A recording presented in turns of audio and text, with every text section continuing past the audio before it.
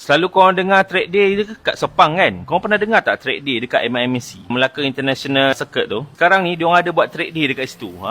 So hari ni aku ada kat Aladin. Aku datang, aku nak set up kereta aku ni, aku nak masuk track.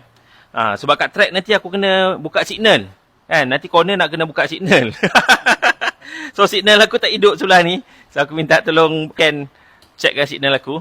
So aku nak bagi tahu ni, hari Ahad ni, 21 hari bulan Jun ni, ada All About Wheels track day dengan time attack sekali. We go buat kerjasama sekali dengan TEG dengan Panjang Garage lah. So ni first time aku nak pergi. Selalu kita main time attack je kat situ kan. Ini track day. Kau boleh lenjan kat dalam track tu dengan harga murah. Mana kau nak dapat? 150 je kau boleh main sampai lebam. So kalau mana korang yang tak berani lagi main kat Sepang, ataupun kau nak test mesin korang, nak test kereta, korang boleh pergi dekat track day yang diorang buat ni pada hari Ahad ni. Session pagi diorang akan buat track day.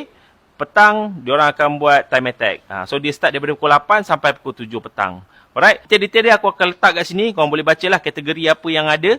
Korang daftar untuk nak main sekarang. So, aku nak siapkan kereta aku ni. Nanti kita jumpa dekat MIMC hari Ahad ni.